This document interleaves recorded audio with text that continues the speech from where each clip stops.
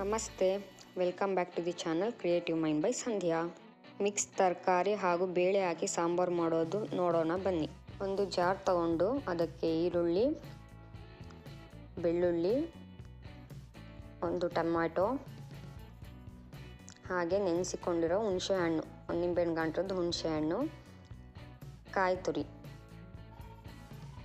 ತುರಿ ಹಾಕಿ ಅದಕ್ಕೆ MTR sambar powder, ನಾನು MTR ಸಾಂಬಾರು ಪೌಡರ್ ಯೂಸ್ ಮಾಡ್ತೀನಿ. 2 ಸ್ಪೂನ್ MTR ಸಾಂಬಾರು ಪೌಡರ್, ಸ್ವಲ್ಪ ಖಾರ ಪುಡಿ ಹಾಕಿ ನೀರು ಹಾಕಿ ನೈಸಾಗಿ ರುಬ್ಕೊಂಬನ್ನಿ.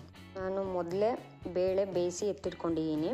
ಅದಕ್ಕೆ ಒಂದು ಮುಳಗಾಯಿ, ಒಂದು 5-6 ತೊಂಡೆಕಾಯಿ, ಒಂದು ಕ್ಯಾರೆಟ್, ಒಂದು ಸ್ವಲ್ಪ ಬೀನ್ಸ್, ಹಾಗೆ ಆಲೂಗಡ್ಡೆ ಮತ್ತು ಕ್ಯಾಪ್ಸಿಕಮ್ ಎಲ್ಲ ಹಾಕಿ ರುಬ್ಕೊಂಡ್ಬಂದಿರೋ ಮಸಾಲೆನ ಹಾಕಿ ಚೆನ್ನಾಗಿ ಮಿಕ್ಸ್ ಮಾಡಿ ಕುಕ್ಕರ್ ಜಾರಿಗೆ ನೀರು ಹಾಕಿ ಅದು ಎಷ್ಟು ಬೇಕು ನೀರು ಪ್ರಮಾಣ ನೋಡಿ ಮಿಕ್ಸ್ ಮಾಡಿ ರುಚಿಗೆ ತಕ್ಕಷ್ಟು ಉಪ್ಪು ಹಾಕಿ ಒಂದು 3-4 ವಿಷಲ್ಲು ಕೂಗಿಸಿ ಎತ್ತಿಡ್ಕೊಳ್ಳಿ.